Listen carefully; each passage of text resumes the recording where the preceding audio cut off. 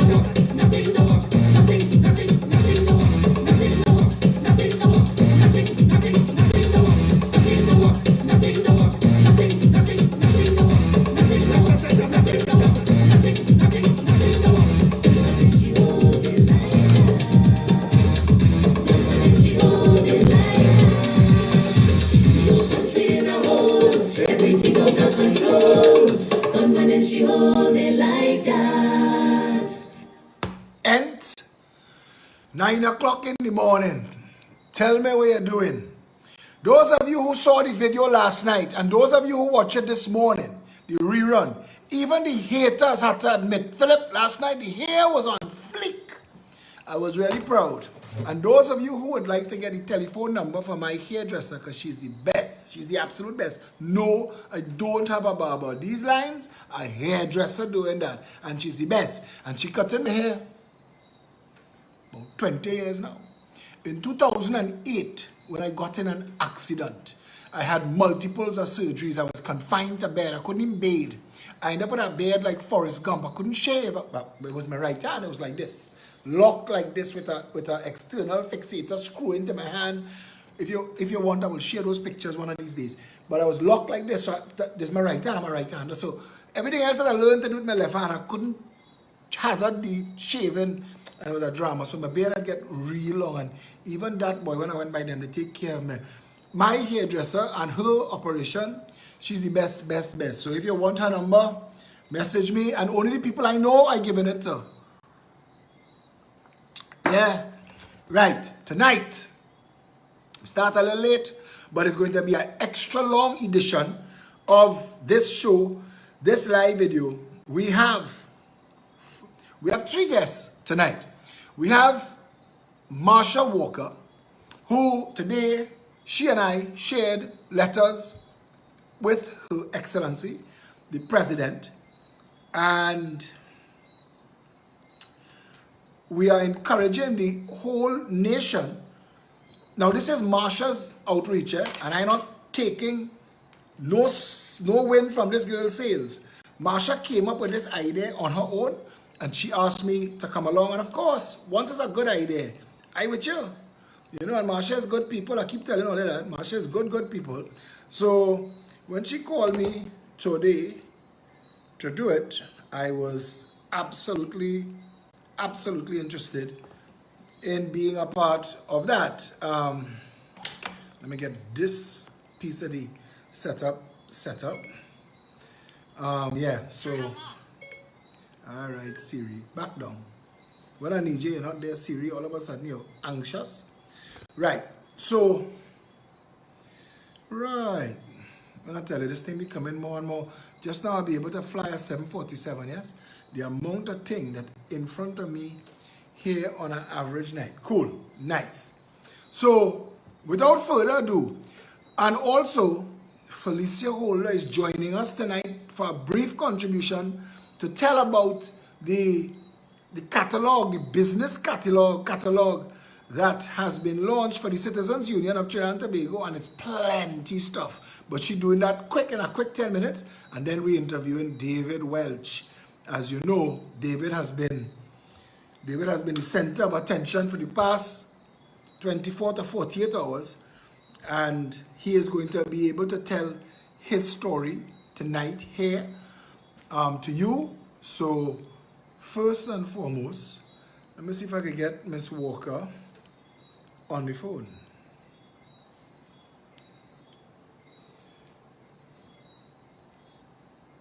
Come on, phone, be my friend tonight. Miss Walker? Hello? Miss Walker, sorry about that. Are you hearing me?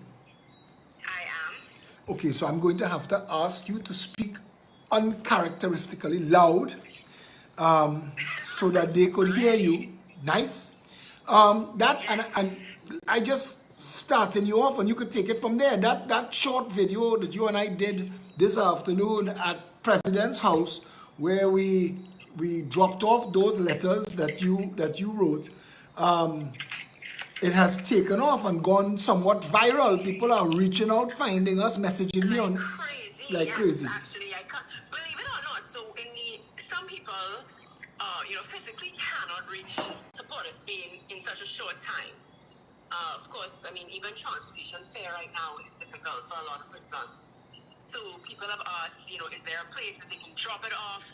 And so we've given out the email address, the public email address of the president, and I've asked them to copy me just so that we can keep track. And I mean, we've had people send the president emails already.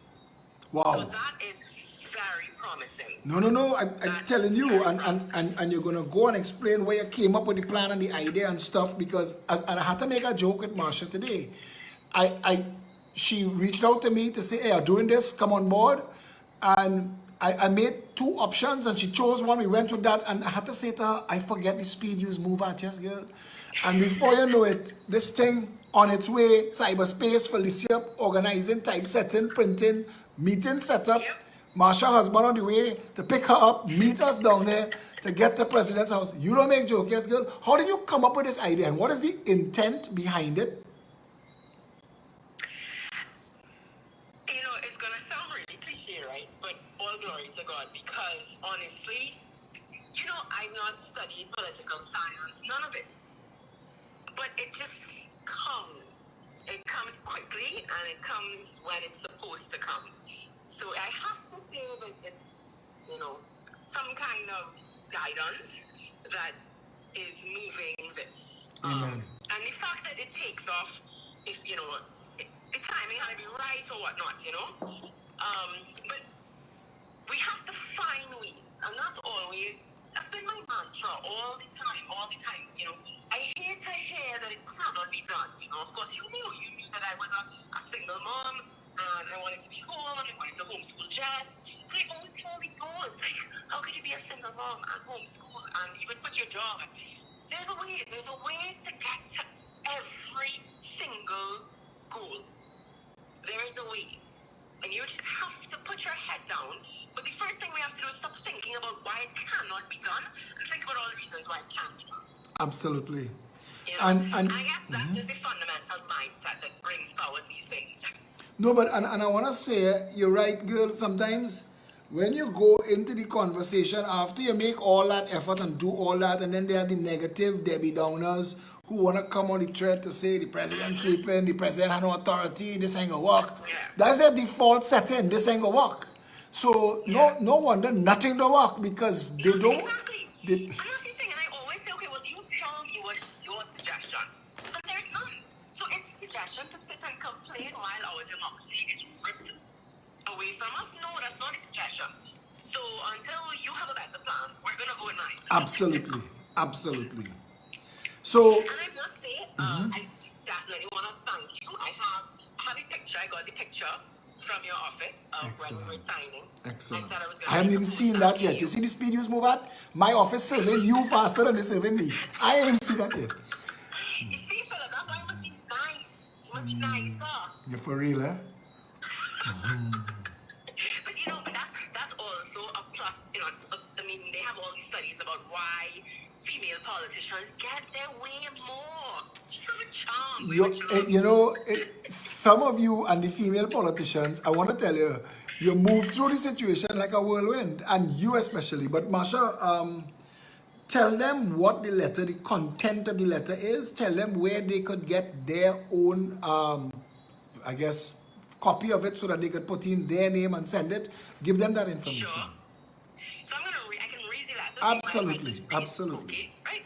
So of course we have all the formal paragraphs and everything, which we've set all of that up. So you literally just need to, put your name in. And well, what I was actually read your letter so that they could see what their letter would sound like if they were to use. So you're giving it to them as a guidance template, but they could do their own letter. They can do a completely new letter if they want.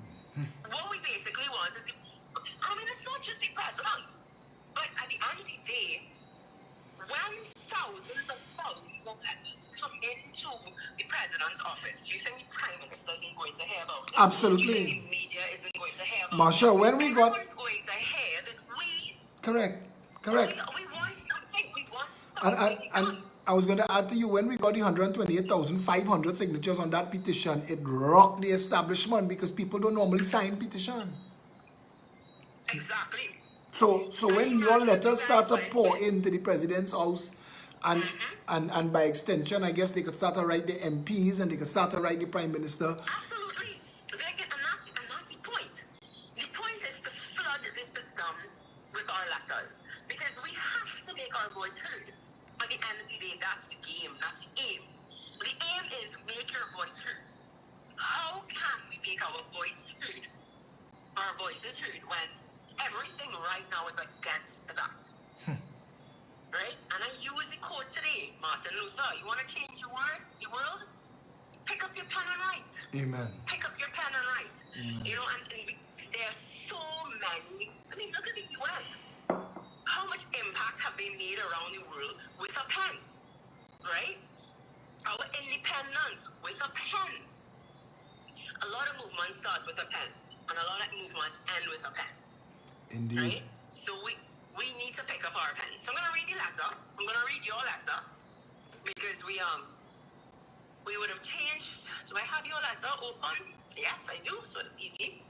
Right. So that they will understand just how we tweet it literally with just 2 lines to, ensure that... Somebody just asked, is this the same Miss Walker who went up against Goliath? The very one and the same. That is it. It. Absolutely Miss Walker that went up against Dr. Keith Rowley. Yes, it is. so tell whoever it is, hi. Continue. Read your letter for them. Okay, Your Excellency, I wish to echo the thoughts of my fellow citizen, Marsha Walker, who also wrote to you on this day, July 7th, 2021. We humbly request your consideration to have the state of emergency lifted. On the 21st of December, 1978, Trinidad and Tobago became a signatory to the International Covenant on Civil and Political Rights. And while we are in total support of managing this pandemic and saving lives, it is our respectful view that it should not come at the cost of livelihoods and that our rights must be simultaneously preserved. According to Dr. Marlene Atz, development economist and strategist at the University of the West Indies, 20% of our country live on US $5 a day. We are sure you can agree this would not have allowed for savings. Our citizens deserve the right to earn an income, and of equal importance is our right to have our democratic voices heard. The right of peaceful protest is a fundamental pillar in any democracy. Your Excellency, we beseech you, enforce your rights under Section 81 of our Constitution. can the government show adequate evidence that this state of emergency has been effective in controlling the pandemic? Or are the measures being imposed depriving a substantial portion of the community of supplies and services essential to life by way of preventing us from earning an income? Money, Your Excellency, is essential to life. This very act contradicts the efficacy of the state of emergency, as it is now causing that which it was intended to prevent. Please, Your Excellency, we the citizens are desperate for your intervention. And I thank you, and you have all the, respectfully and Absolutely. Now, so we did go to the Constitution, because the President has a right to get to the government, to ask the Prime Minister to sit with him and say, listen, what's going on? She has a right. Absolutely. Right? And we're asking her to use that right. And we even, as you said, I put the question, this is the question we want you to raise. Show us. Prove that this state of emergency is having an impact on saving lives because it's destroying livelihoods. I agree with you. The words that are used here are actually the words when, there are three clauses as to what would allow for a state of emergency. One is war. Two would be natural disaster and, this outbreak. And the third one literally states if someone or something is depriving a substantial portion of the community of supplies and services essential to life. What is being done is literally that. And the state of emergency is creating a state of emergency. Yep. That's what it's done. The action of the state of emergency has essentially caused part 3 in the state of emergency. Why you can call a state of emergency? Ironic. So it contradicts itself. Yeah. Marsha, I know that the entire team are fully on board with you. I see Satish has pinned to the top of this video, download Marsha Walker's letter here. So I know that they are working with you, Felicia and Satish. Absolutely, I would not have been able to do this without your support. Nikolai Edwards has pledged support, so I will actually be speaking with him on his show tomorrow at 6 a.m., 6:20 or something like that to be precise. I was actually on the phone just about an hour ago with Fuad. So, and that's where we want politics to go. It doesn't matter what side of the political divide that we're on. We should be able to have discourse, to engage each other. We don't have to agree with everything. But Marsha, if we can't unite over national issues, what's the point of the politics? Yeah. And even, as I say, even if we don't agree with everything, there must be happy mediums that we can find. I believe iron sharpens iron. And that's the reason. That's the reason. I want to tell you that we come with the best solution. One of my favorite sayings is if you and I agree on everything, one of us unnecessary. True. Exactly.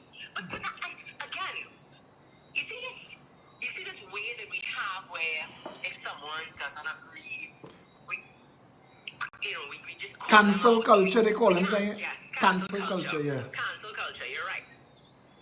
I believe in iron sharpening iron. I like that saying. I'm going to be iron sharpening borrowing that from tonight.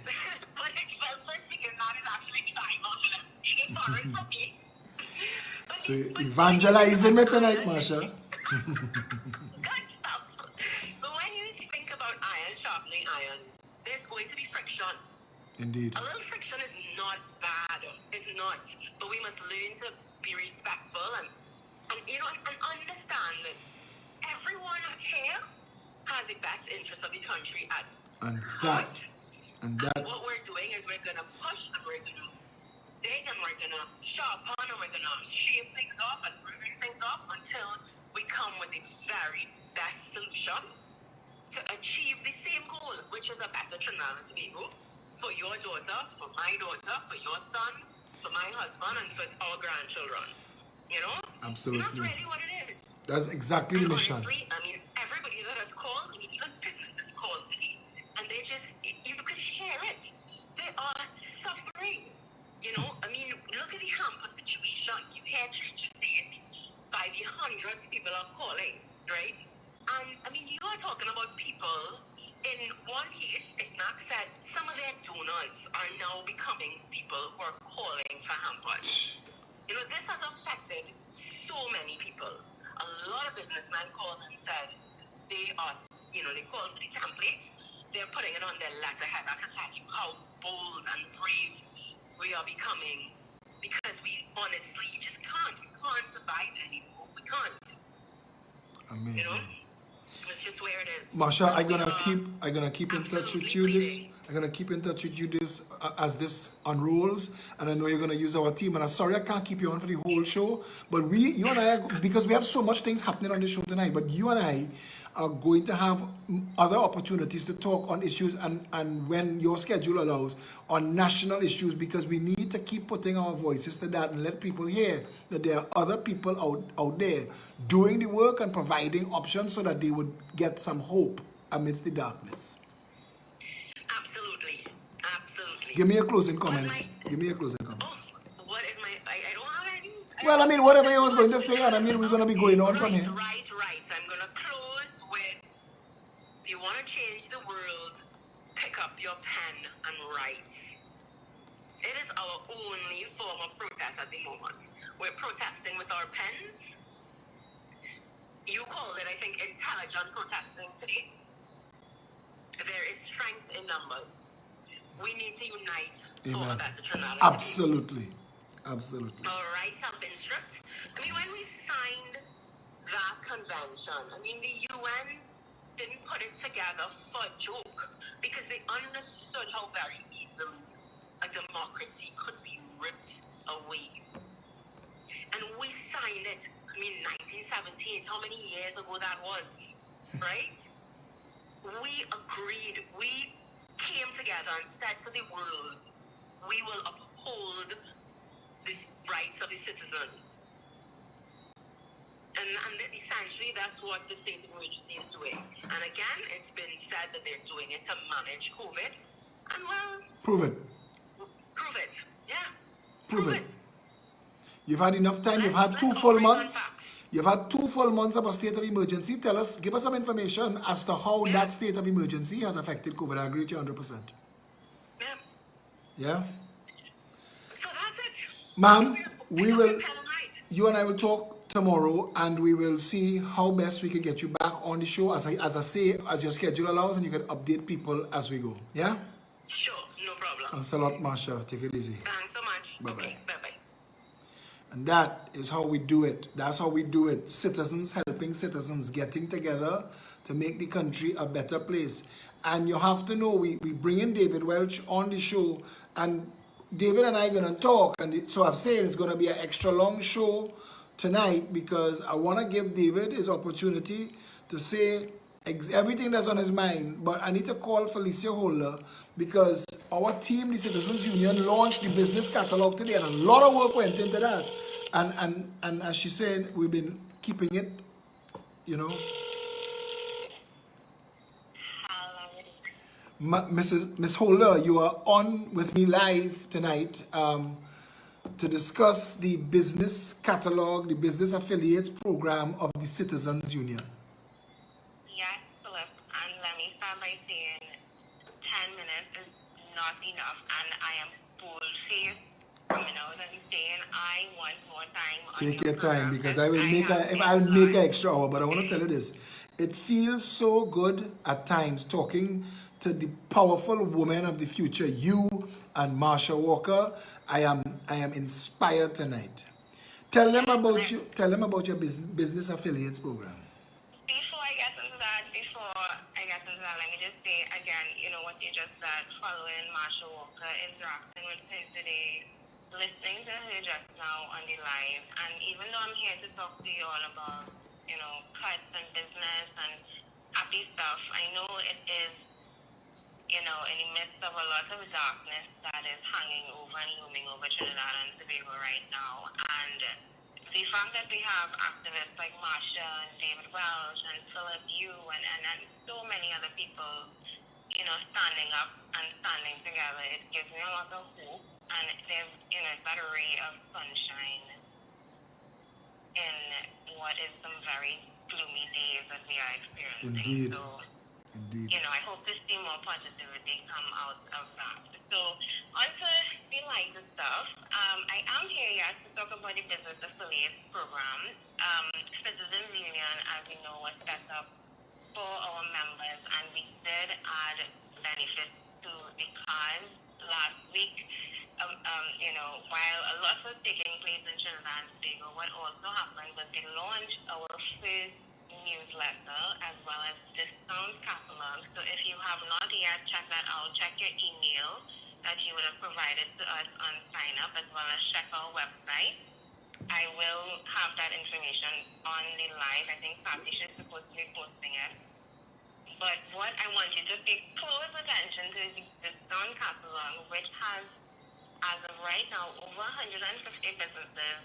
I think close to 200 businesses across Trinidad and Tobago that are offering discounts exclusively to Citizens Union of Trinidad and Tobago members. And what this means for you, and what we worked very hard during these months of lockdown to do for you, is to be able to cushion some of the hard times. And for those of you who ask any questions, but yeah, these businesses closed. Yes, some of them are closed to the public, but they are still operating behind the scenes. So please do not be afraid to check out the catalog, make a pre-order. A lot of these businesses are just waiting for the lockdown restrictions to be lifted. And you, as a Citizens Union of Trinidad and Tobago member, with card-holding member, will have access to all of these benefits. So, just to mention a few, and I can't even begin to mention a few, we have Darren's Air Conditioning, and I have to mention him please because he's offering some amazing rates on air conditioning service. I think you can get it for as low as $125 with your cut card. The Care Clinic and Medical Center, they are offering free medical consultation to all new members. So if you needed an incentive to sign up, you have one. And that is just two of many, many, many, many, many more.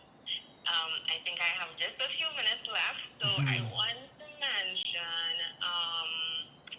the importance of fully registering. So fully registering gets your card. And yes, we have heard your cries, people. We have heard you say the card is taking too long, and we understand. And we said, you know what, we're not going to let COVID-19 restrictions hold us back. We have come up with a brand new system that is going to get your card to you in under 2 weeks. And that is our promise to you. I am working very hard behind the scenes to make that happen. Some of you may notice you've been getting messages with your membership card numbers. Sit tight, your cards are coming, and for the new batch of members signing up with us, it's going to come even quicker. So, yeah. Phone numbers, yeah. Take mine. Felicia Holder, 769-4590. You can also find me on Facebook, and I'm going to make a plug in a little bit, but before I get to that, you can reach us also at 471-2888 if you would like to sign up or become a business affiliate. If you'd like to find out where's your card, message those numbers. I am, monitoring them very closely, and I will get that information to you as quickly as possible. The goal is to have Kezia Rampol asking if you have a digital version. Yes, it is. It's on the website, citizensuniontc.org. You're going under publication, and there you can view both the newsletter, which has an address from myself, Philip, Sean, Ryan as head of membership. We have an address from the Candlelight Movement, thanking the Citizens Union for all of the support that we loaned during those 3 months of the Candlelight Movement activities where they had a space in the office. We had a thank you letter from Thought and Search and Rescue Trinidad and Tobago. For those of you who donated towards purchasing the drone, thank you so very much. And I have to say, Citizens Union TT members, listen, y'all are some real MVPs. No, that's the real heroes. Those are the real heroes. And those people, and I want to tell you, just to add this, those same search and rescue people, when they saw that I was doing videos on the water and going to look for the boats that out there and stuff, he called and he made himself available on short notice to come with the drone and help us. I just want to let you know that we're creating a family of businesses that working together and giving of themselves and their service for a better country, and that you can't go wrong with that.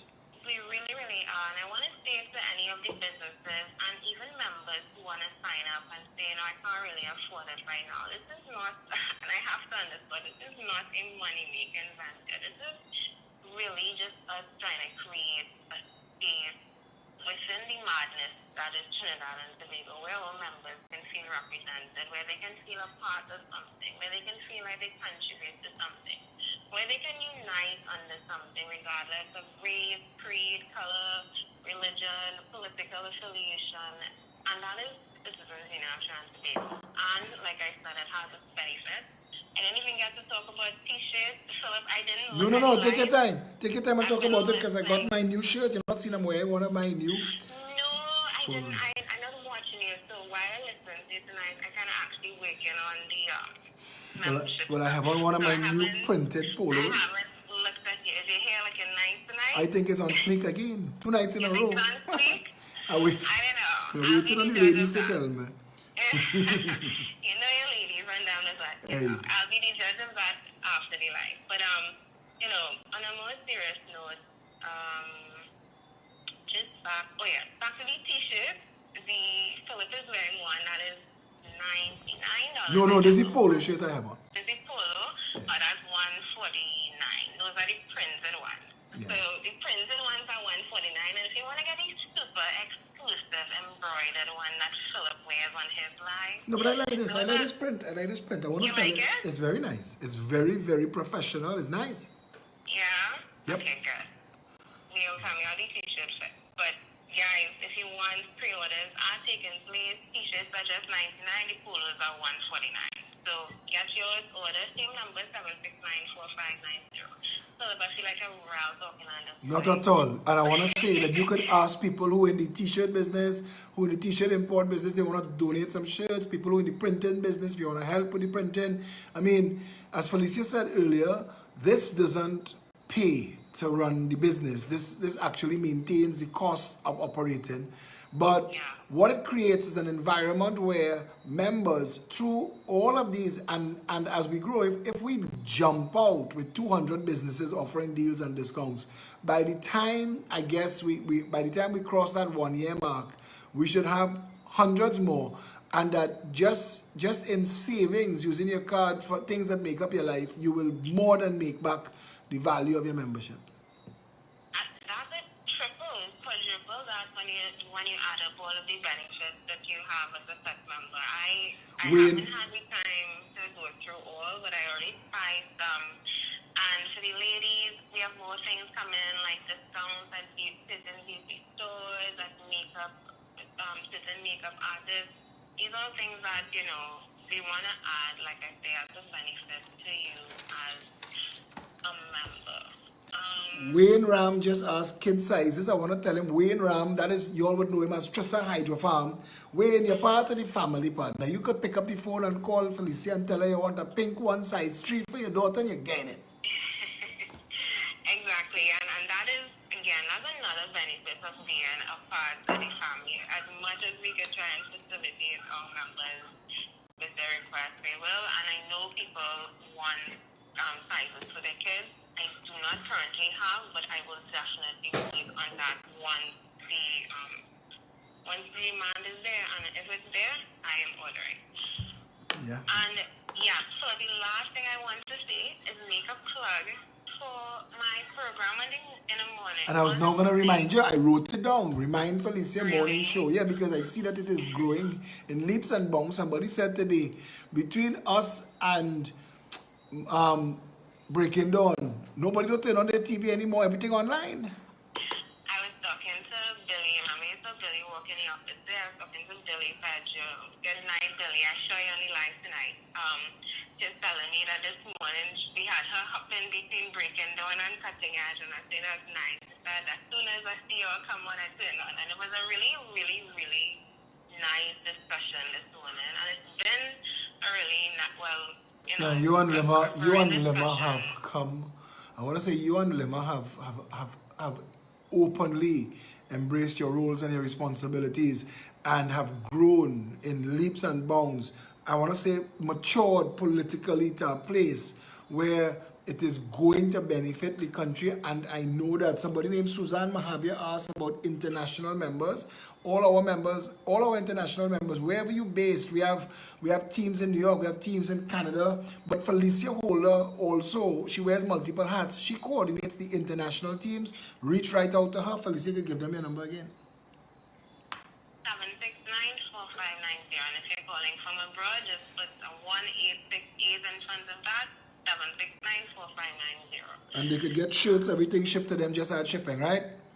Just add shipping. That has to be the case for now. You guys add shipping, we get the t-shirts to you. There are many options now available through CT Post, and I have, once you send me a message, we can discuss all of these shipping options available. So hold on, I want to tell you thanks for joining us tonight. Give me your closing comments. Oh, yeah. Closing comment. I started off by saying, it's very dark times. I spoke about us coming together, but I also want to echo something that Marsha said. She said use your pen. I want to go a step further and say use your voice. And use your pen, use your voice, use the power of your social media, use the power of your network to stand up for something, for anything. Somebody came on a post that I posted today defending David Welch, and he said, why weren't you out there? I didn't even bother to respond to him because he doesn't have to know how many times I've stood in the rain, in the sun. No, but there's a state of emergency, and while people want to sit down home and look for the entertainment of other people putting themselves in harm's way as if that will prove a point. Because I noticed plenty bacchanalists come out their dingy holes. This give them something to come and get some oxygen for. I don't mind that. Move on from them, ignore them. Rohan Munilal asked about hoodies, and I asked about hoodies too, because I like hoodies. So are you doing any hoodies? Who asked that? Rohan Munilal. Like, what? But Rudal will want one too. Rudal. I sending one direct to her. Yes,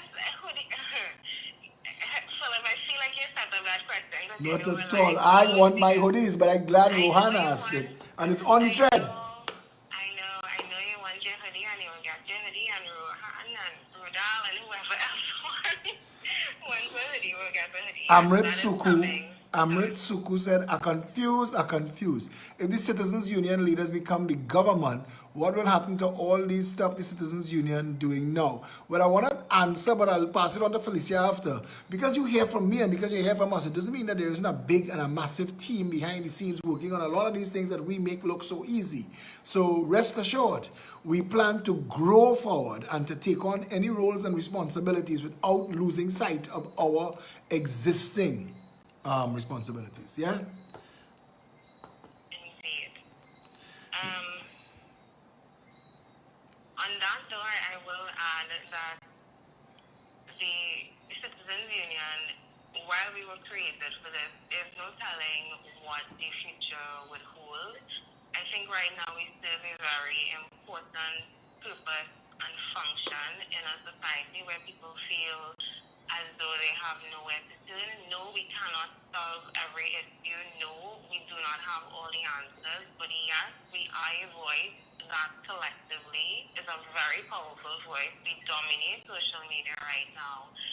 And the importance of having a voice like that in a time where our democracy seems under attack cannot be underestimated. And if there's a time to be involved in a group that is country first, now is that time. Pernell Phillips, who is a long-standing member of the Jerico Project and has worked with me in the trenches to rescue orphan homes from total disrepair. I mean, every time I think of me and Pernell working together, I think of us standing in a kitchen that we just had to demolish in a home for young women, and just a million roaches stormed out of it all over us, and we and swear if we didn't almost go crazy. But Pernell just said that a Citizens Union team in government may preclude the need for a Citizens Union because the country itself will start to work. Exactly. And that's what we need, a country that works all around, everything needs to work. And Every other comment, people asking for hoodies, people want cup. You open a can. You open a can, I won't say. No, but I actually know, I'm not, oh gosh, I welcome that with open arms, because that means people are interested, and that means there's a demand, and wherever there's a demand, I will supply. Ms. Holder, I have to let you go because I have to make space for David Welch. You know we're having that interview tonight. But thanks a lot for doing this. And I want to, now that you and Limmer becoming big stars on your own, I want to bring you all on this show sometime this week to let people know what's been going on that morning show so that they'll have a further incentive to come and watch, yeah? Indeed. But quick. For those who want to know, on a morning, we break down the news, current events. A lot of people ask for young people in politics, young people involved in activism. That is what that show provides, and not just discussions about what is happening in Illinois, actual solutions and what ifs and real questions and the thought-provoking questions that we as Trinidadians should be asking of ourselves. So we'll talk about more about that in depth when I come back on whenever next I have the opportunity. Thanks a lot for joining us, Felicia Holder. Thank you, Philip. Bye. She is the Chief Operating Officer of the Citizens Union of Trinidad and Tobago. She wears two hats. She is the chairman of the political arm that was the Progressive Empowerment Party. All of the team members of the Progressive Empowerment Party, they are all there. The Jerico Project, they are all there. And we are looking at all the ways and means that we can make what we do collectively redound to the benefit of all. And through the Jericho Project, we touch the orphans, the homeless, and the disabled. My son Joshua, he and his team have organized, I mentioned it on a live video in passing. Don't forget, there are women in this country who are in some real financial constraints right now, who are going to have difficulty with feminine hygiene products. And they created, my son and his friends, they created an outreach for that, for women in need, and they've been doing marvelous work.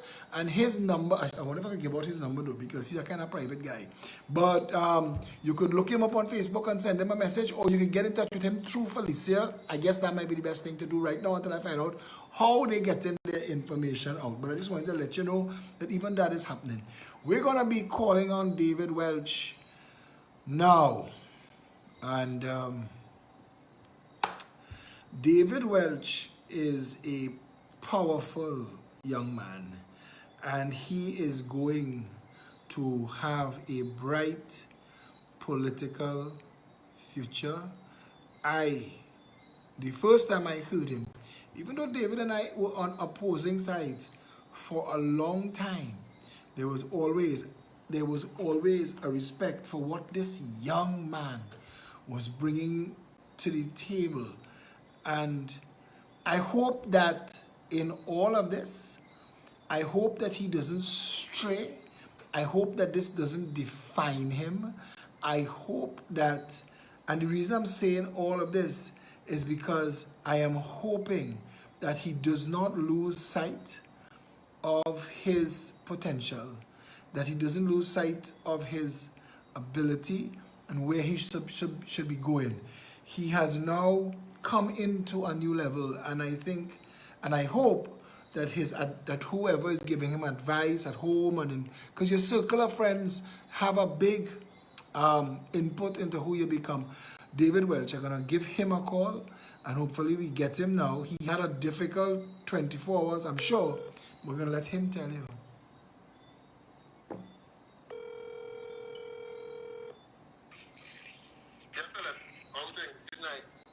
Mr. Welch, you're still sounding chipper, all things considered, even after that harrowing experience you've been through? Sorry, what you said there, I didn't hear you properly. You're still sounding so chipper, despite that harrowing experience? Harrowing experience, that's a nice way to put it. This is nothing new, nothing new. David, talk to me, tell me, walk me through it. They're listening. You've generated a following of citizens of this country that had such genuine concern for you, and they were messaging me and writing on my wall for hours. Talk to them. Tell them what it was like. Tell them what you experienced. Well, first, I can't go into too much details, Philip. I know you would know that for a Absolutely. fact. Absolutely. Now before the court. But I'm permitted to say just a few things. I'm not permitted to give too much facts about what happened, just in case, the officers want to come and mix with facts and evidence and stuff. Absolutely. But the experience was, what was on my mind, boy? I think when I saw the officers come out the vehicle running towards me, because that's what they were doing, they were running towards me, I said, oh Lord, here we go again. David, you're going to jail. That's the first thing that came to my mind. And I just wanted to keep the live video rolling as much as possible to get as much over, to show the people that I am not resistant to go with the officers if they have a reason to arrest me, a real good reason to arrest me. I also wanted to keep the video rolling to show people the oppression that we're under here in Trinidad and Tobago from police officers. So you made yourself a sacrificial lamb? You walked into this knowing that it could happen? From the moment I left home, I knew. From the moment you called me, I think you would remember when you called me saying, I don't want to say what you said, but you know what you said to me. Yeah. I think I knew that day, if I had done anything, like literally go outside and do anything, I was going to be arrested. I remember calling some members of my team, telling them what I want to do, and their response was, okay, Papa. I remember calling a few people, telling them what I'm going to do. I contacted my attorneys and tell them what I'm going to do and told them to be on the lookout, stand by, because I have a feeling that if I do this, I may get arrested. I decided to walk to Port of Spain only to show the people how serious and invested I am in this motorcade that was planned for Friday. So I decided to walk with that letter to Gary Griffith to get it to his office and to get it to him, so that he and the nation can see how invested I am in this motorcade for Friday. And once I got there to Red House, from the moment I saw the Red House, I had a glimpse of my arrest, basically, because I remember the one-man protest, and they're still, in maze over all of this. And once I said in the video, let me put up my mask, so in case they say he don't have a mask, so let me try and be as orderly as possible before stepping across this road to walk directly in front of Red House Parliament. And I remember just walking, looking at the officers. I saw one of the officers in white turned around and start calling out to more officers. I saw, once I reached up to the entrance, I saw officers grabbing their guns. I saw once I reached to the end of the Red House where I was arrested, looking across on the left, I saw police officers running towards me. I saw, because we were by the headquarters as well, the Ministry of National Security headquarters, there were officers coming outside. There was officers looking out from the other side of the road, guns drawn and everything, and then I was down on the floor. And then the officers took out their phone, started to record, and I was in handcuffs, thrown into the back of this SWAT car and taken to the police station.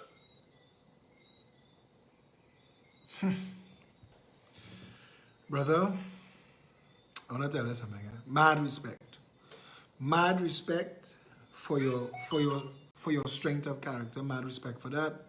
And I want to say that on behalf of a lot of people who's writing that on this wall right now as I'm talking to you. Mad respect for that. What's next? What's the plan from here?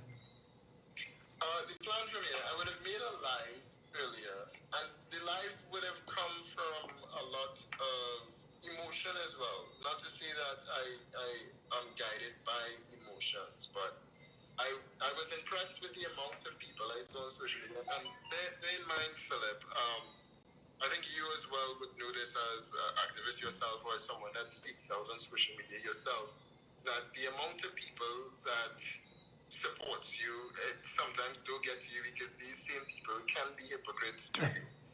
All right? And I have that in my mind. And I was surprised by the amount of support I was getting, but still no one showed up in front of the police station. I saw you were out there by Parliament today. I was told about it. I've not seen the video just yet. But basically, what is going to happen next is we are going to once again write to the Commissioner of Police in the morning. We have written to him already. He has received the letter for us to have a motorcade. We are again going to write to the Commissioner of Police seeking an answer as to whether or not we can have this motorcade or not. We are predicting that the Commissioner of Police is going to say no once again, as he has previously stated, and we are getting ready to take him to court if it is that he says no to this motorcade that we want to have, this peaceful motorcade. The only thing that I would say, and the rub in it, is the state of emergency. That gives the government of the day, it's one step before overthrowing the entire constitution. It is take away all of the rights of all of the citizens. It's ridiculous that such a provision of the constitution is like it's a political nuclear bomb. It is ridiculous that such a provision of the Constitution could exist, because even the President of the United States could only wage war in his name for 7 days, and after that, Congress has to give him permission, you know. In Trinidad and Tobago, the Prime Minister, with a simple majority, can call a state of emergency for 3 months, and for that length of time, strip the citizens of the Republic of Trinidad and Tobago from any redress under law. Your lawyers might tell you that you'll make a point, but unless the court is willing to challenge, now I just speak in this and I'm saying it could go another way, I'm just saying this to you as a worst case scenario, but unless the court is willing to challenge the reasons for a state of emergency, I don't think the court can.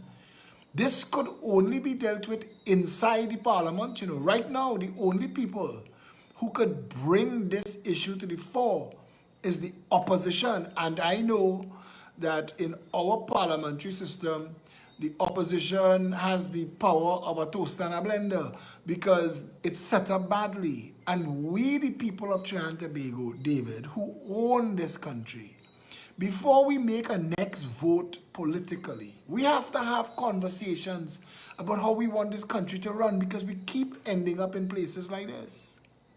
Correct. And I was listening to your video when you were walking, and I was listening to the things that you were saying.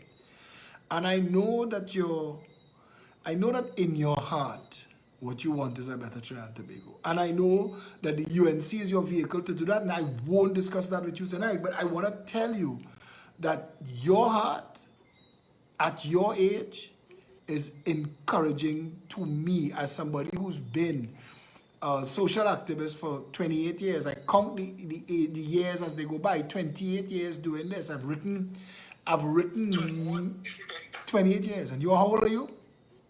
21. Right. So I've been an activist 7 years longer than you've been alive. And I've written millions of words. I've done thousands of hours of videos. It's been a long journey.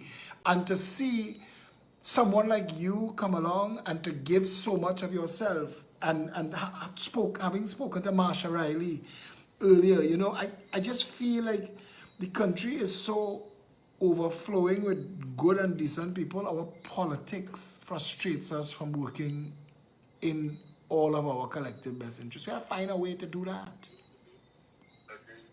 And I find a way to do that.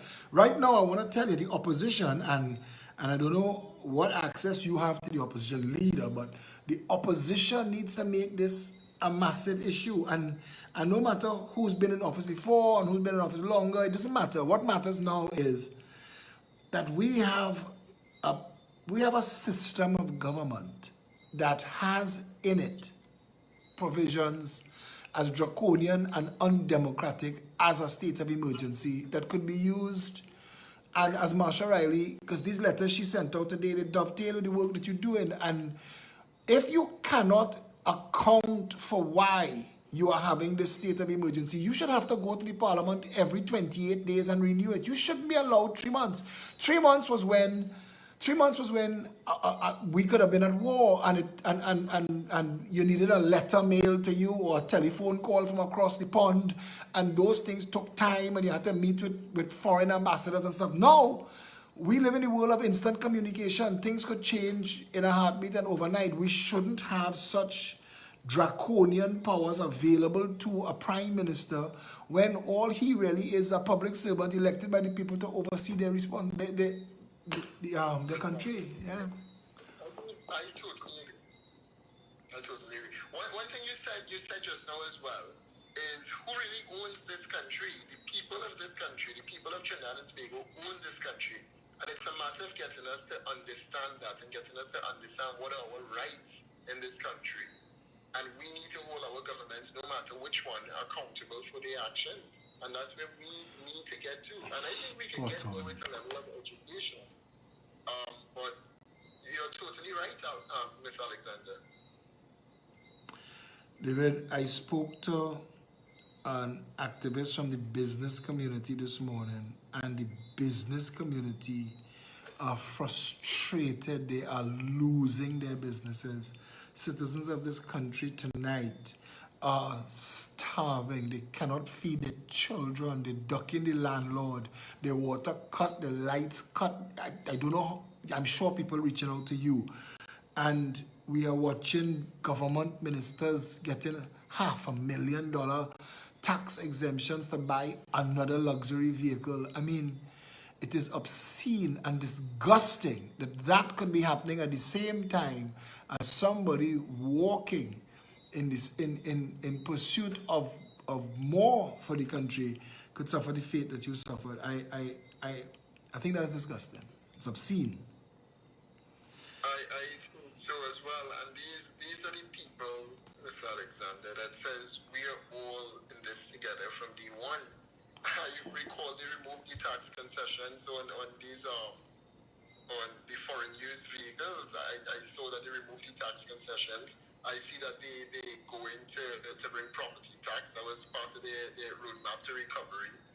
Colvin Britt speaks about pensioners. We are not all in this together. Absolutely not. And I think that's where the people need to wake up and realize that. Most importantly, Philip, the people that need to also wake up is those that die hard PNM or die hard UNC. Those people need to wake up and realize that sometimes neither of these parties have our best interests at heart. However, the PNM definitely don't have our best interests at heart. I agree with you. Like this, I agree with you. I agree with you. Keep talking, but I just want to let you know I agree with you on that. Continue.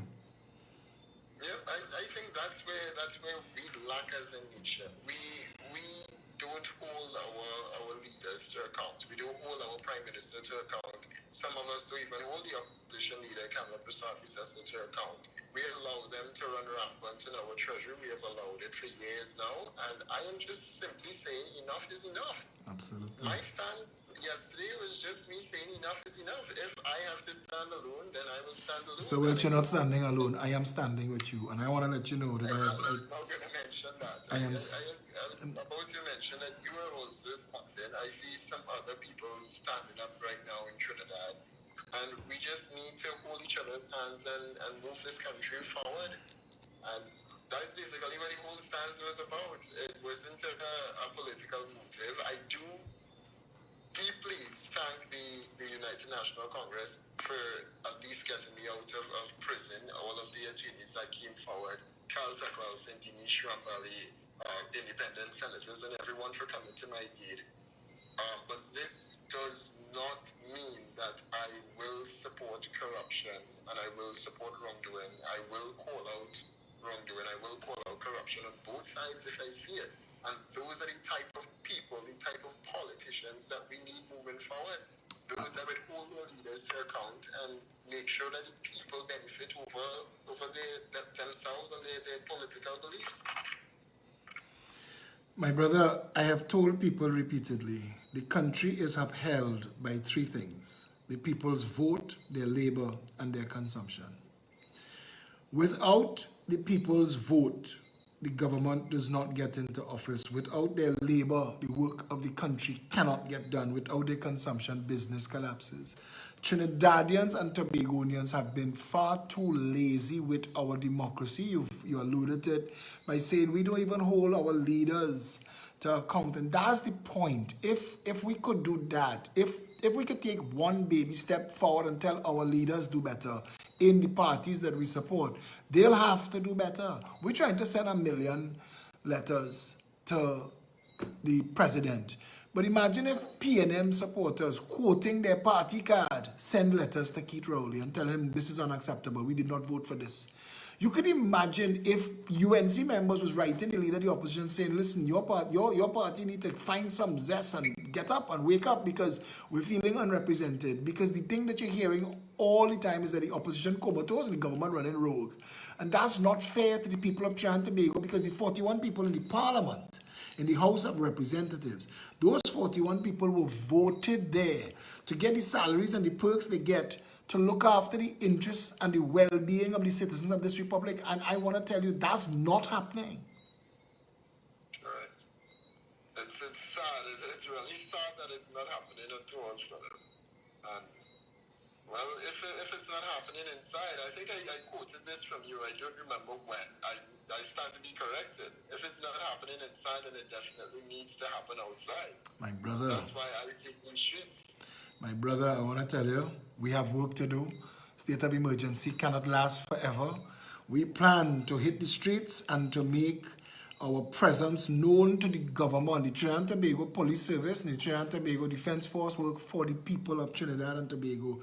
And at some point, we, the people of Trinidad and Tobago, are going to get the respect that we deserve from all the institutions of state that we uphold and that we support. And we're going to do it respectfully, we're going to do it lawfully, and we're going to come out in such numbers that it is going to make a straight up point that we, the people of Trinidad and Tobago, we want better. Enough, as you say, enough is enough. Stephen Hadid said, enough is enough. The women's movement say, enough is enough. So the people of Trinidad and Tobago, collectively, we say, enough is enough. And going forward from here, Just on something there, Philip, one of the points that you made as well, especially with the state of emergency, and these are just some of the things that we set to challenge on Monday if the Commissioner of Police denies us permission, because in the law, the state of emergency does not prohibit protest or processions. There's one thing within the law there, Philip. Okay. And these are some things that we are ready to challenge on Monday if it is that the Commissioner of Police denies us the permission to have this motorcade on Friday. And the thing is, the motorcade is not going to be a protest where everybody's going to congregate and come out and lime or something like that. So say Rowley must go, Kamla must go. It doesn't matter. It doesn't matter. That's your right. And I want to tell you something. This government is afraid of being embarrassed. I want to say to you, and you were there, you came, you signed that petition, you added your voice.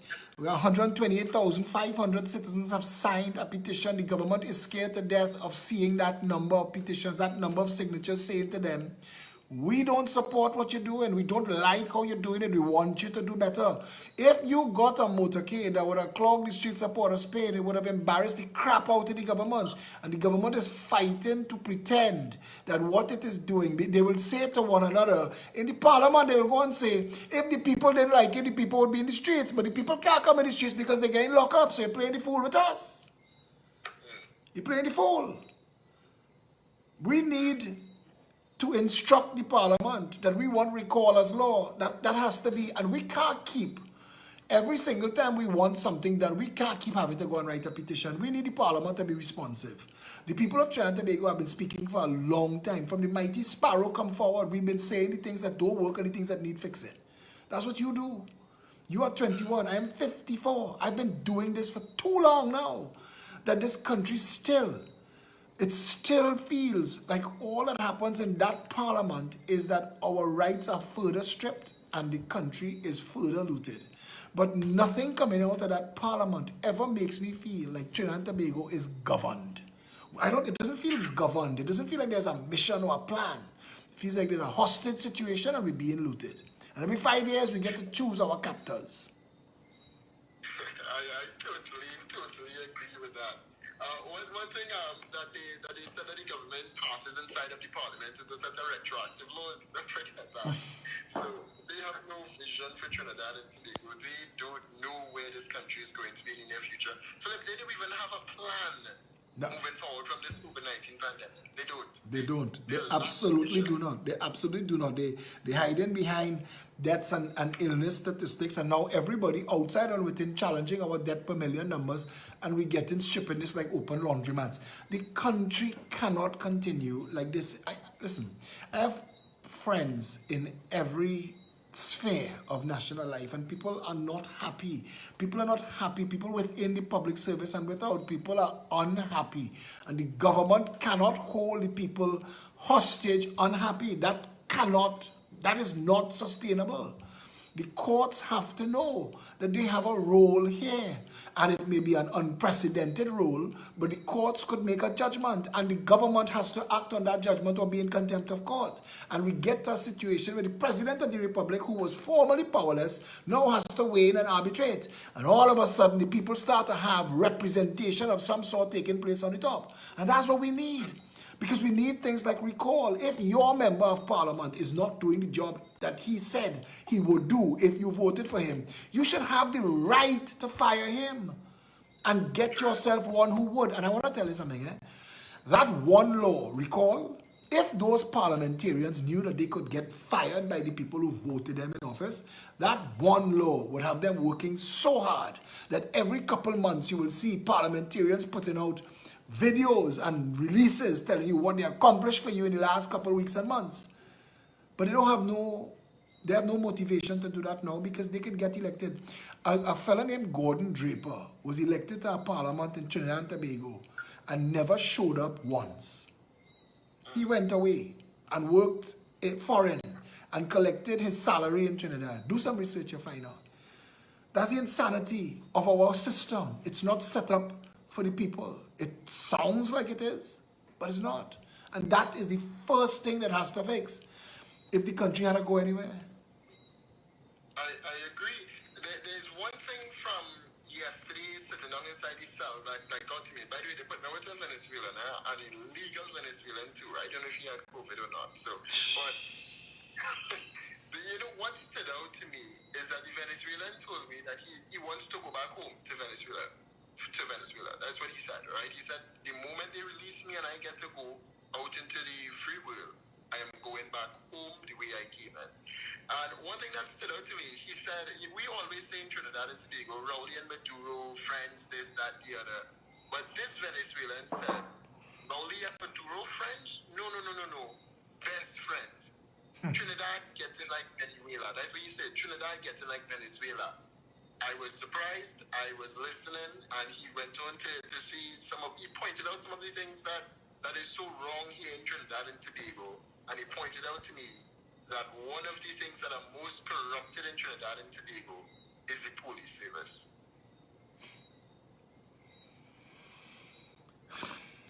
Mr. Welch, you have to be tired. You must want to relax, turn on some Netflix and chill a little bit, and nobody could grudge you needing that. But I'm going to want to talk to you some more because I think that people like you epitomize not just the future of our politics, but a bright light in the future of our politics. And I'd like to get some more opportunity for you and I to talk publicly because things like this, and again, I want to thank you for coming to our office and signing up. And I mean, you moved like somebody that deserves the respect that I have for you. And you move like somebody who's really, your mission is a better country. And I respect that. And everybody whose mission is a better country is my family. So I want to work with you and help you in any way that I can. Yeah. Thanks so much, Mr. Alexander. Give me your closing comments. Same goes out to me, because that day that I stopped by your office, I saw you outside and we stopped by your office. I was like, in my head, I'm saying to myself, oh gosh, David, he won't cuss here. Not at all. I'm a teddy bear, no. Don't let the big mouth fool you. But when I reached reached up to you and it was all literally hugs and kisses. I'm like, wow, why are we fighting in the first place? You understand? No, but I think they do a good job of separating us as a people, and the politics has to, again, I keep quoting that line from David Welch. I tell people that is the biggest insult that we've ever been told. How we vote is not how we party. That shows that there is something wrong with us as a society, and that needs to be rooted out and discarded. We need to be one people under one flag, regardless of whether it is politics, cricket, football, fight, wherever. One people. When you touch one, you touch all. You can imagine Trinidad, boy, if we unite. You can imagine this country.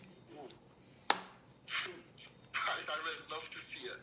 One day, hopefully one day, we will get to see Trinidad and Tobago united as one. No race, no party color, no nothing.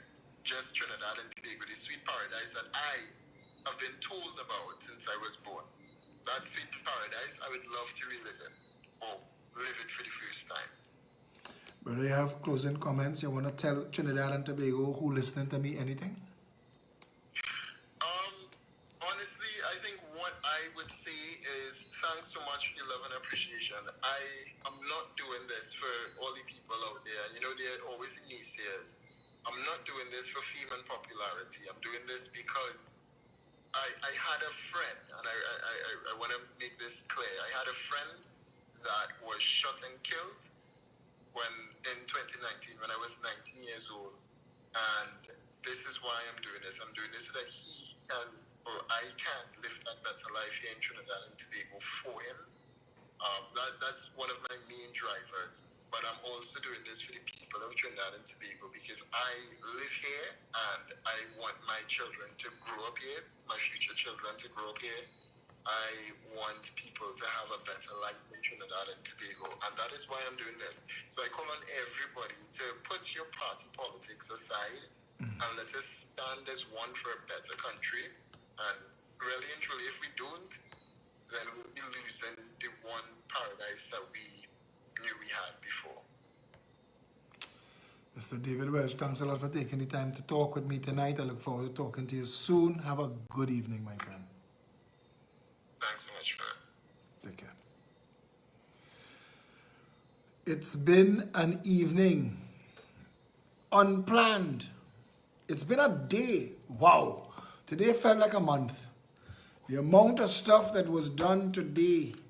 Protests outside Red House, coordinating letter to President. I had a meeting with the members of the Candlelight Movement and Citizens Union. They discussed some things. Paul Daniel Nahus, the man who was in charge of coordinating much of that petition distribution. We're on standby. Stefan Rees came on the show and said, stand by. Inchan Ishmael came on the show and said, stand by. The people who looting the country, they're not looting the country by accident. They're looting the country with permission, and they bought themselves that permission. And the only way they could buy that permission is to corrupt the system. And I want to tell you, standing up outside that Red House today for a brief minute, I felt that we are heading down a powerless path. And I wanted to tell people that, you know, but Dave Lux told me, he said, Phil, anybody else could say that, but you can't. Your voice, your role is different, and that you have to be able to be the one to tell people, hold on. And somebody sent me that as a quote. Sometimes there is nothing left. I want to read the whole quote for you now. If you give me a minute, I should pull it up on this screen because it's bigger. Yeah? Well, my Apple working like a pear tonight. There you go. All I have to do is bad talk it and it wakes up.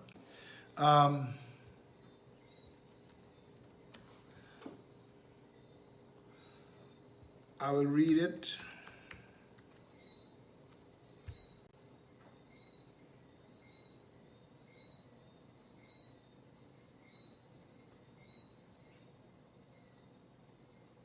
For you. Oh crap.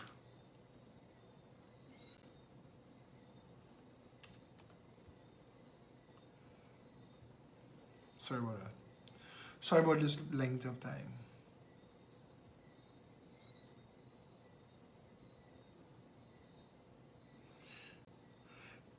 It's called If by Rudyard Kipling.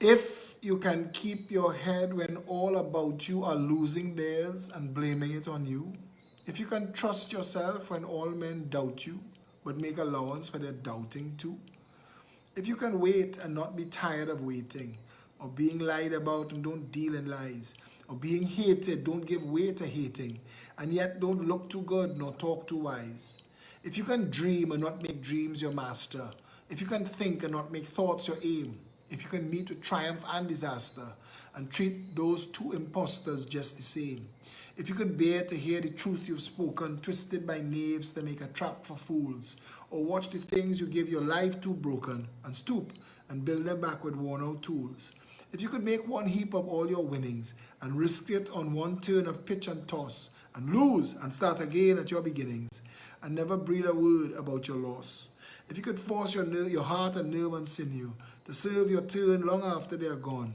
and so hold on when there is nothing in you except the will which says to them, hold on.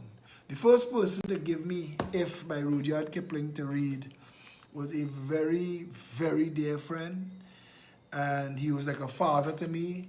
He passed away, and during the COVID, he was in the hospital and with bad heart, and he didn't make it out. He was in his 70s. His whole family, his wife and children are like my brothers and sisters.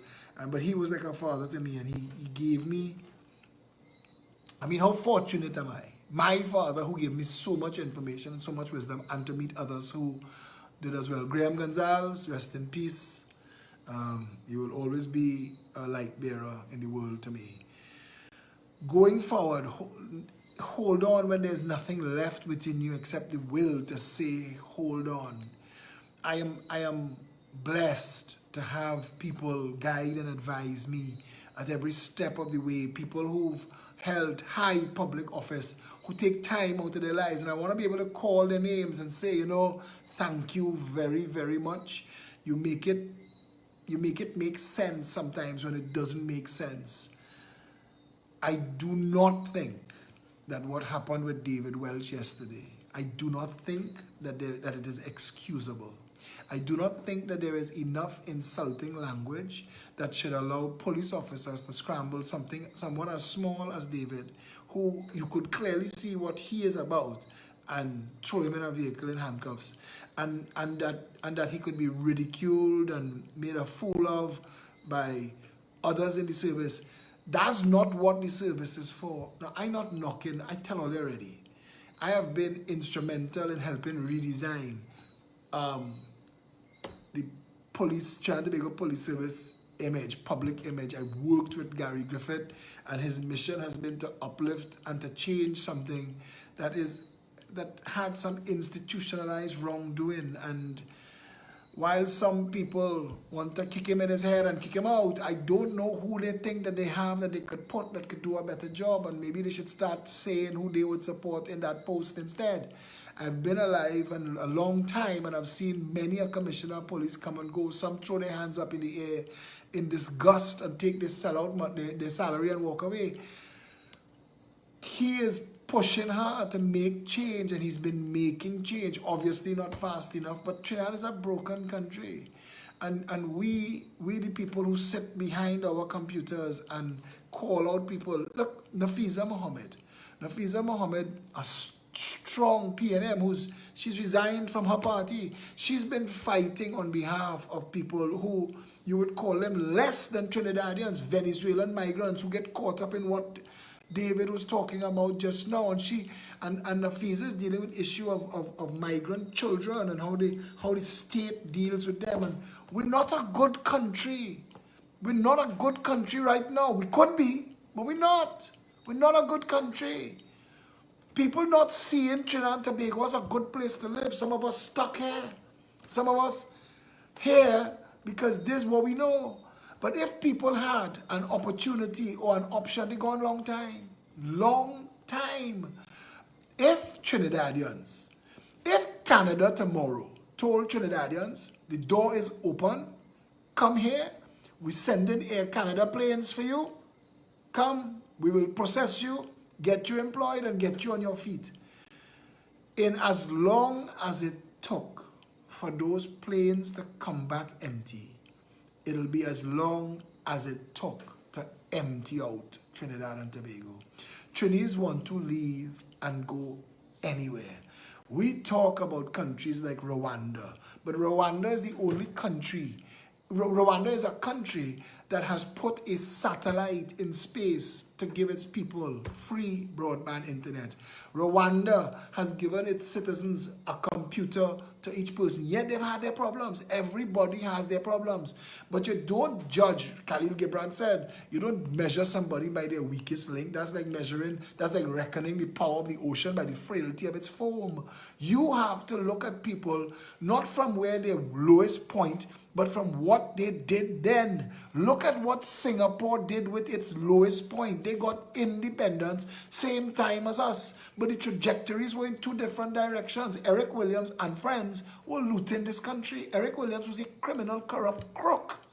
Father of the nation, my ass. He made life hard for all those people who outside there thinking he was their political father. He wasn't. He didn't care about you. He was riding your back and using you for your vote and laughing at you behind your back as he enriched himself and his friends and his family. And that has been the story of this country for 58 years. And I can tell you that again tonight. Philip, shut up now, man. We tired here that. We hear Sparrow say it. We hear Gypsy say it. We hear Deeplay say it. We see some people come and tell us that today and then they turn around and let we down tomorrow. We are a country that just broken. But when you look at what other countries have done from their lowest point to where they are today, and you look at Trinidad, and you see that we started off as independent. We had a revolution in 1970 on the back of the Black Power movement. The Indians and the Africans came together in this country and fought for something like equal rights. Trinidadians, we were independent 8 years with a black government, and they were oppressing the same black people the way the white massa was. Massa they done, but you oppressing them too. And they had to hit the road, and people had to die. And there had to be riots, and people had to go to jail, and they had the whole thing in Tetron and Rafik Shah and Rex Lassalle, and all that drama was caught up in the same strife.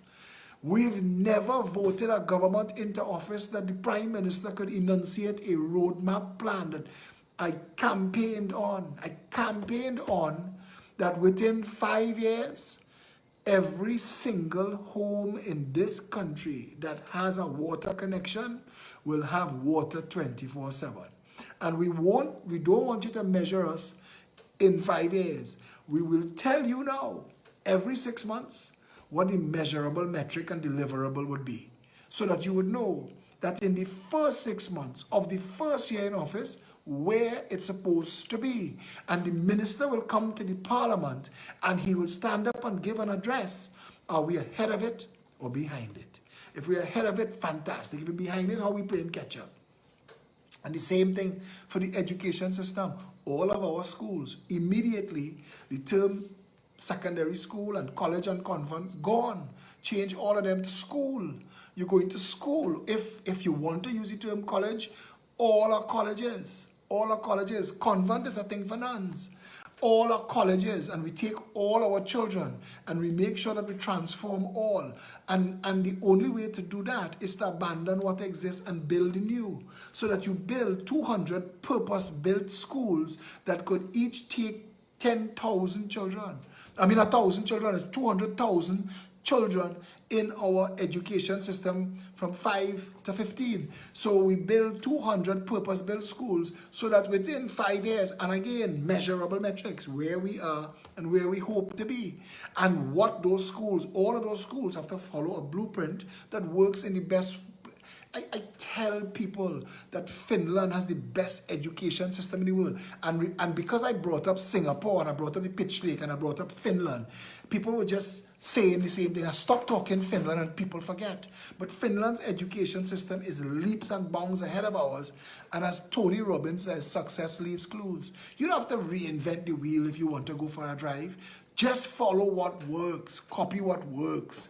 Singapore leads the world in shipping. I would be working with Singapore to transform our port. And yes, they have 1.4 billion people in China and 1.4 million people in Trinidad. But if you voted me into office, I'll take back our port and I'll take back our Pitch Lake. And China will have to decide if it's going to war with Trinidad to defend Belt and Road corruption with past governments. And I will ask the rest of the world for help. And I'll go to Geneva, and I'll go to the United Nations, and I'll go to The Hague, and I'll raise the issue that corrupt politicians in bed with corrupt Chinese governments have used dirty money, cheap loans, easy money, sold us baubles, trinkets, and shit, and stolen our crown jewels. And we would like to give them back Brian Lara Tsunami Academy. We'd like to give them back Napa and Sapa that built for shit. Shit. It don't fit. As Peter Mitchell say, if you can't roll a pan inside it, it ain't trini. It ain't trini. And that's a fact. That's a foregone truth.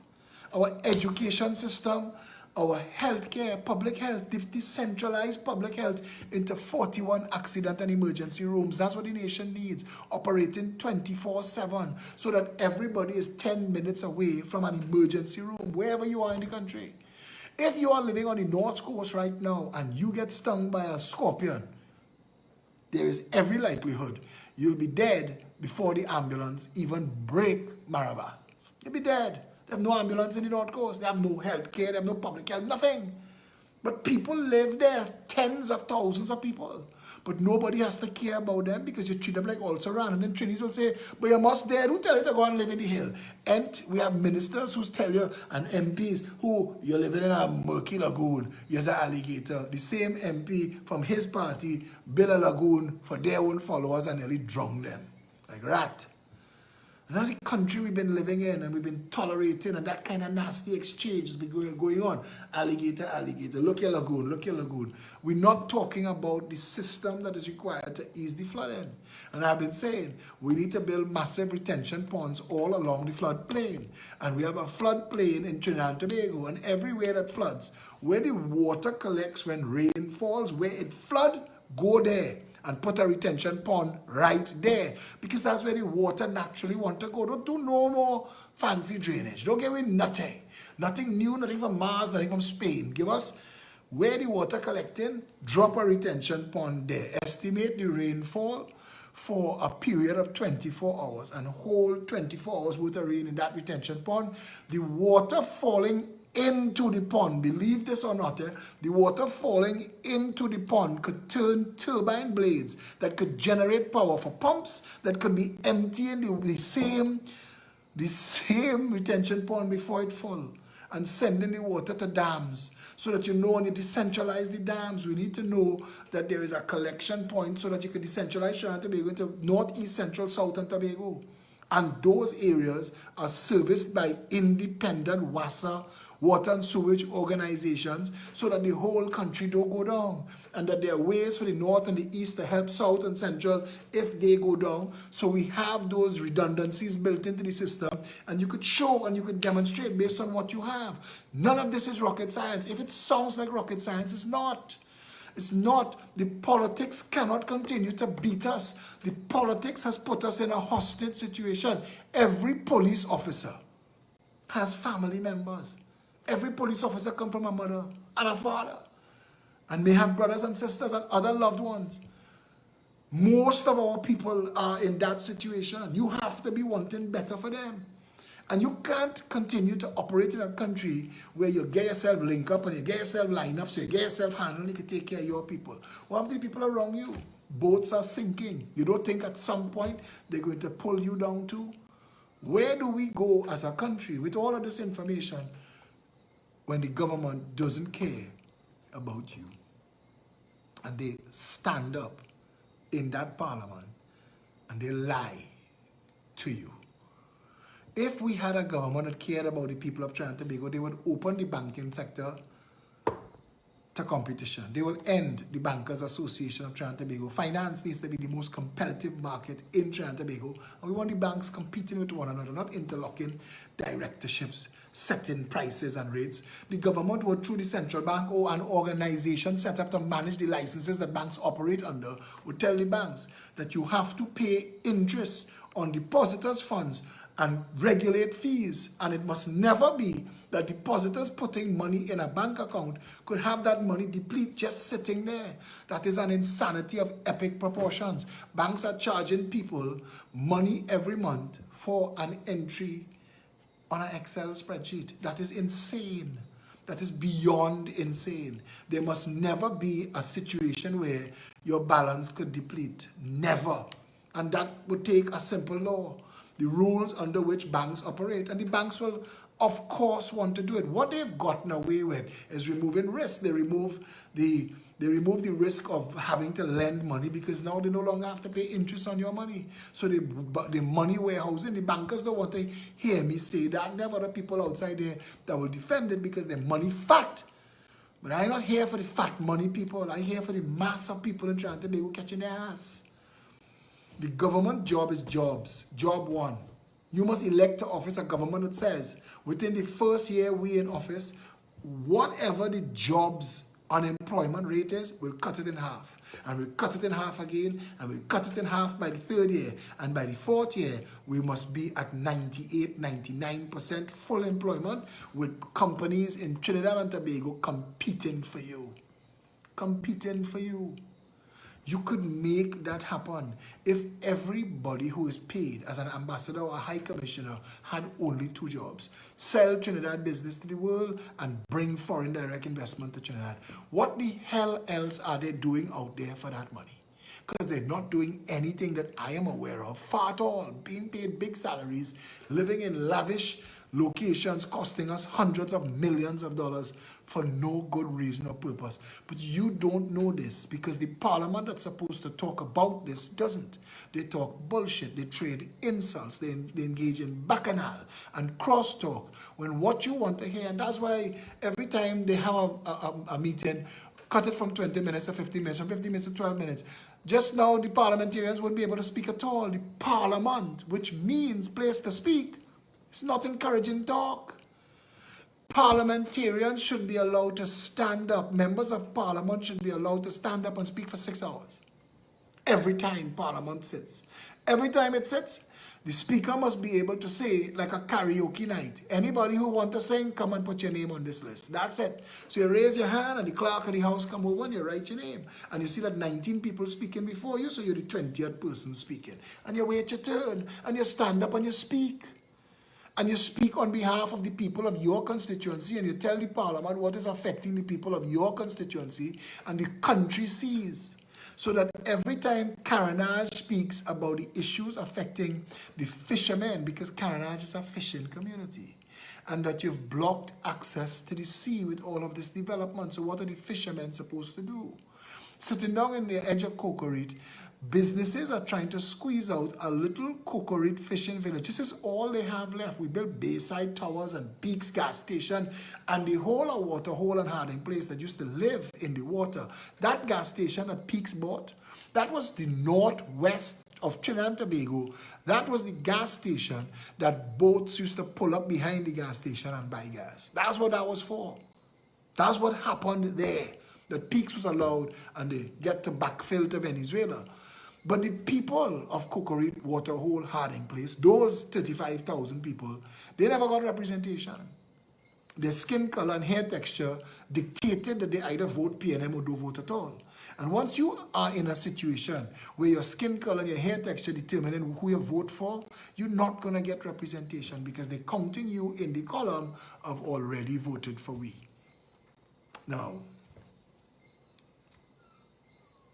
that we the people of Trinidad and Tobago, I am saying to you, and one of these days I plan to do a video 24 hours long, and I'll just open the phone lines, and any problem you have, call me, and I'll tell you, and if I can't solve it, I'll take your name and number, and somebody else will come back to you and tell you how that should be solved.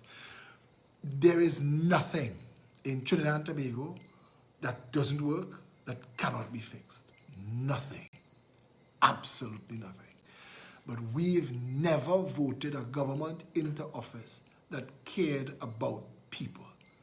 The Prime Minister's job is man management, which means men and women. But it's man management, it's human resource management.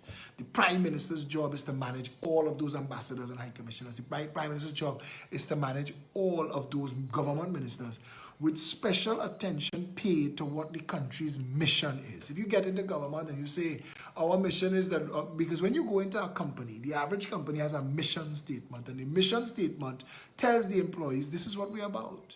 We are going to corner the global market in the provision of pepper spray by growing pepper spray, by creating processing plants throughout the country to reduce the pepper spray to mash, like how we grew sugarcane and reduce the sugarcane to bulk sugar and molasses. The same thing, you have to have a vision and a plan. Tate and Lyle had a national vision for Trinidad and Tobago when they were there, and we inherited as County Limited. But we can have plans, and I was just suggesting the pepper spray as an idea. You could do the same thing to do with cannabis, and you could do it with tobacco, you could do it whatever could grow here. Cocoa was growing here well. I don't know why cocoa stopped growing here well, but maybe cocoa could grow here again. And if you built your economy on multiples of pillars, not just oil and gas. If oil and gas accounts for 20 or 30%, if energy accounts for 30% of your income, and as fossil fuel energy, you could get into other forms of energy. There's a company out of Holland that is the biggest manufacturer of wind farms in the world and wind farm technology. And they've come here repeatedly to work with governments to build Manzanilla Wind Farm, because Manzanilla Wind Farm could power Trinidad and Tobago for free. Manzanilla Wind Farm could power all of Trinidad and Tobago for free. We'd never have to burn any fossil fuels in Trinidad, lowering our carbon footprint and earning us carbon credits. And from Trinidad and Tobago, they prepare to provide electricity undersea to all of the Caribbean islands. And they would create a new industry in Trinidad and Tobago, the generation of wind farm technology and the creation of all the tools, machinists and engineers in that industry. And that would be a growth pole. And that's just one thing. That's just one thing. But think about it. Think about a government with a vision for the people. Imagine you know that you have 50,000 people living in Morvan, Beetham, Lavantil, Silots, and across the road you have a dump. Imagine you move the dump.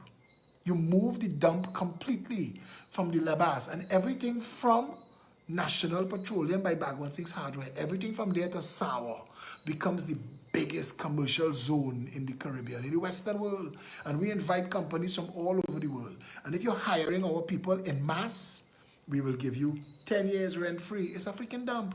Build your own structures. We give you 10 years rent-free. We could give you natural gas for free. We're burning it off and throwing it away right now. We're getting less money than it costs to actually pipe this thing for it. Give it to the business. So we give you electricity because we have our wind farms now that generate electricity for free. So your electricity for free. And we're giving you free internet because internet is the cheapest thing that you could do as a state to generate in your country, and give it to the people, give it to the businesses for free. You're a business in America and you learn that Trinidad and Tobago prepared to give you 100,000 square foot of factory space for free. And you get free natural gas, free electricity, free Wi-Fi. And all you have to do is hire their people, and their people work for 1/13 of what you pay in Americans. Whoosh! There'll be a race. I was here first. I want this spot. This is me. And you could build moving walkways across the Beetham Highway. You could move those people day and night.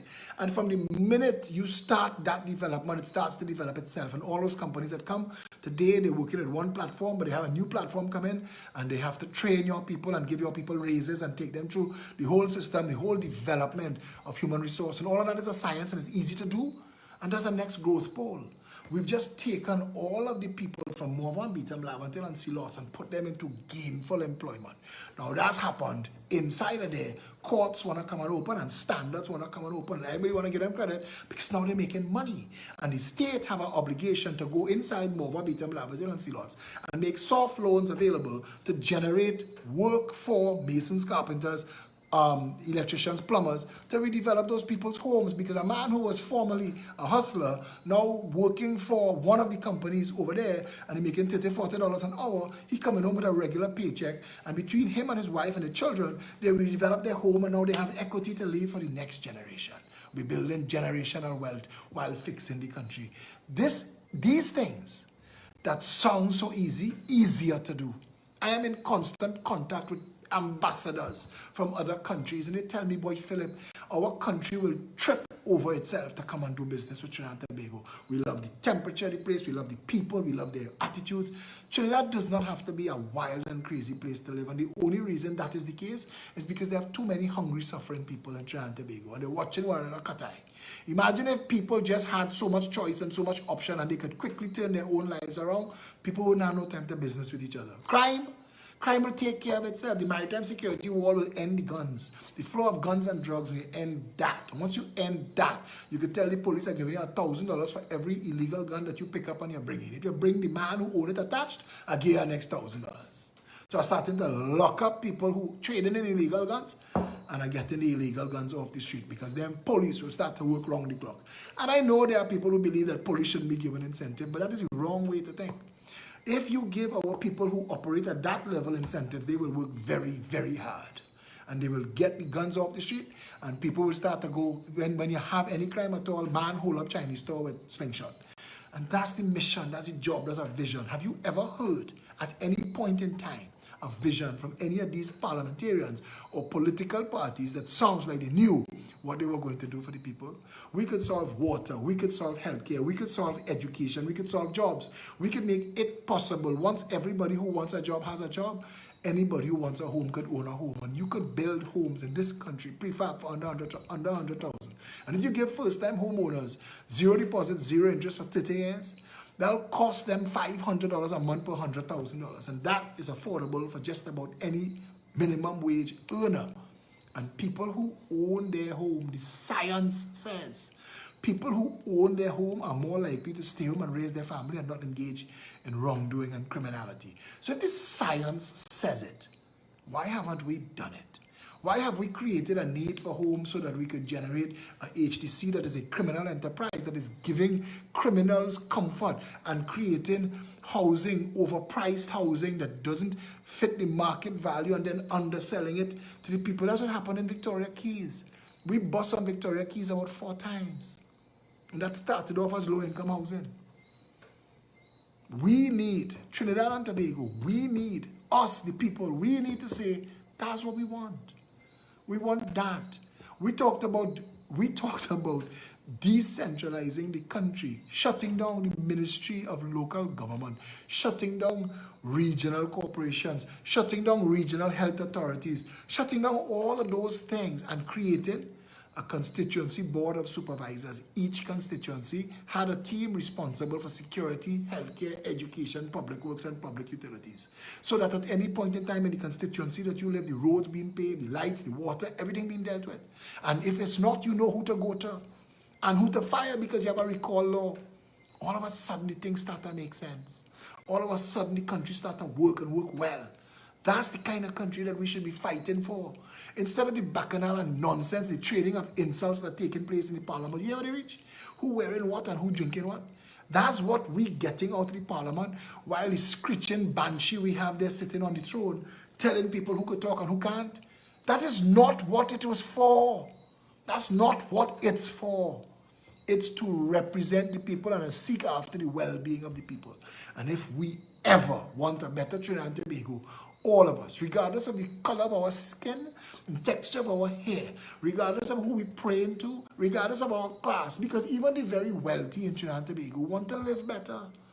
Want to live better. They don't want to live in a country that riots could take place. They don't live in a country where you send your children down out to take a lime and they get kidnapped and they get shot and they get robbed. You want a country where everybody have a chance to move up the ladder, and the fathers who are across the road from Mova, Bitam, Lavender, and Silot and working in this massive organization now have a chance to send their children to school, because every parent, and I don't care who you are, lions and tigers and giraffes and hippopotamuses want this too. Everybody want better for their children than they had.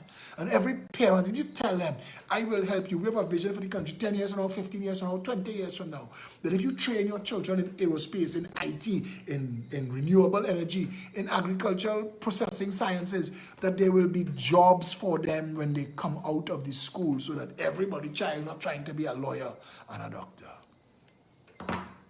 We could have a country of engineers and machinists and capable people to provide service to our world. So we keep sending our ambassadors and high commissioners. This is actually the job of our ambassador. Go and knock on the door by Mitsubishi and Audi and Range Rover. Go and knock on Toyota and Nissan and Mazda and Mercedes-Benz and BMW and everybody and anybody, and say, listen, we have a highly skilled citizen base. We have summer, 25 hours a day. Bring your manufacturing to Trinidad and Tobago, especially the things that are weather sensitive, like body panels that need painting and powder coating, that will not be affected by snow, and people will be able to come to work and channel the people through tunnels and covered, so get them into the office, and you have all these things set up properly so that you could develop your people and make those companies want to come. They'll save money, and that to them profit, bottom line, to be able to go and tell their board, listen, we've moved 100,000 of our jobs to Trinidad and Tobago. They're making 100,000 people. They moved 100,000 jobs. That sucked our unemployment into one company. And the reason we moved 100,000 jobs to Trinidad and Tobago is so that we could save $1.4 billion a year. And their shareholders love that, and our people get happy, and it's a win-win-win. Why haven't we ever, at no time ever, heard that from any politician in this country's history? But we've traded political bacchanal bullshit and noise for 58 years, while we've been held hostage and our rights have been stripped, and they've looted this country continuously. That could change. That could change. You want it to change? Stand together. And a good place to stand together is the Citizens Union of Trinidad and Tobago. citizensuniontt.org, citizensuniontt.com. Join. Membership has privileges and advantages, and Felicia came on the show tonight to tell you that, and they'll tell you more when you join. And you get websites, and you get catalogs of savings and newsletters, so you're constantly informed. Come on board. Come together. The other thing that Rudyard Kipling taught me, the man who wrote that poem, is he wrote Jungle Book. And in Jungle Book it said, the strength of the wolf is the pack, and the strength of the pack is the wolf. Us together united will turn Trinidad and Tobago around in a heartbeat. You want a better country? Come and join us. Until tomorrow,